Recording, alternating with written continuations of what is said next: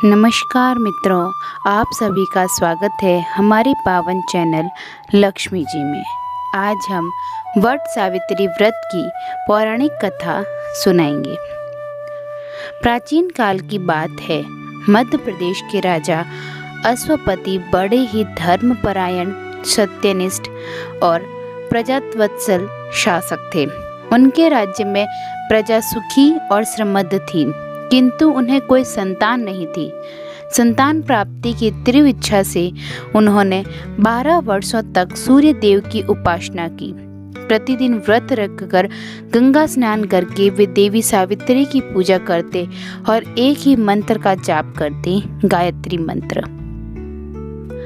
उनकी भक्ति से प्रसन्न होकर देवी सावित्री प्रकट हुई और उन्होंने वरदान दिया, राजन, तुम्हें एक तेजस्विनी कन्या प्राप्त होगी जो संसार में अपने सतीत्व और धर्म से अमर हो जाएगी। कुछ समय पश्चात महारानी को एक दिव्य कन्या प्राप्त हुई। उसका नाम रखा गया सावित्री। सावित्री बाल्यकाल से ही अत्यंत रूपवती, विदुषी, गुणवान और दृढ़ निश्चय थी। उसकी बुद्धिमत्ता और तेज से देवता तक चकित हो उठे। जब वह विवाह योग्य हुई तो पिता ने उससे कहा, पुत्री, तुम स्वयं अपने योग्य वर की खोज करो। सावित्री स्वर्ण रथ पर सवार होकर वर की खोज में वन वन घूमी और अंततः उसने एक तपस्वी वनवासी युवक को देखा, सत्यवान। सत्यवान राजा धुमतसेन का पुत्र था, जो अंधे हो जाने के कारण अपने राज्य से वन में निष्कासित हो गया था। सत्यवान गुणों की खान था, पराक्रमी, विनम्र, बुद्धिमान और मात्र पितृ भक्त। सावित्री ने उसी क्षण उसे जीवन साथी मान लिया। राजा अश्वपति ने जब सत्यवान के बारे में सुना तो दुखी होकर बोले, बेटी, वह अल्पायु है, मात्र 1 वर्ष का जीवन शेष है।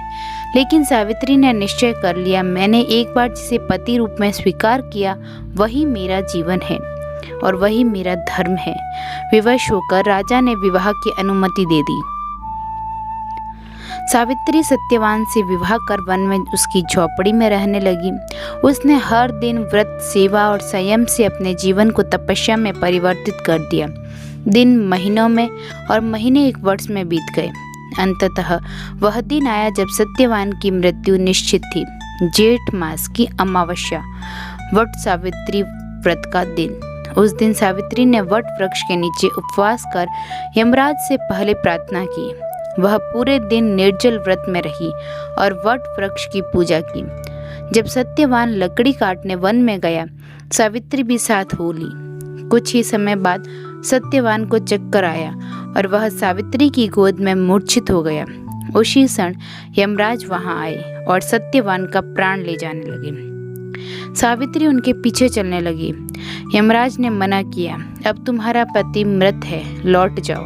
सावित्री ने कहा, जहाँ तक जीवन की डोर जुड़ी है वहाँ तक पत्नी का धर्म है कि वह पति के साथ चले। यमराज उसकी भक्ति, ज्ञान और धर्म की गूढ़ बातों से प्रभावित हुए। उन्होंने उसे 3 वर मांगने को कहा। सावित्री ने पहला वर मांगा, मेरे ससुर राजा धुमतसेन को उनका राज्य पुनः प्राप्त हो। दूसरा वर मांगा, मेरे सास ससुर को नेत्र ज्योति और दीर्घायु प्राप्त हो। तीसरे वर में कहा, मैं 100 पुत्रों की माता बनूं। यमराज ने तीनों वरदान दे दिए। फिर सावित्री ने विनम्र भाव से कहा, प्रभु, आप स्वयं ही बताइए, क्या बिना पति के मैं 100 पुत्रों की माता बन सकती हूँ? यमराज मुस्कुरा दिए।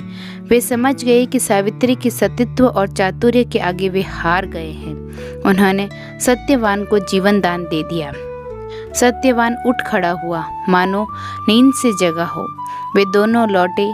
धुमतसेन को राज्य, नेत्र ज्योति और यश पुनः प्राप्त हुआ। सावित्री की पतिव्रता, धर्म, साहस और भक्ति भाव से देवताओं तक का हृदय हिल गया। बोलिए सावित्री माता की जय। आपको यह कहानी अच्छी लगी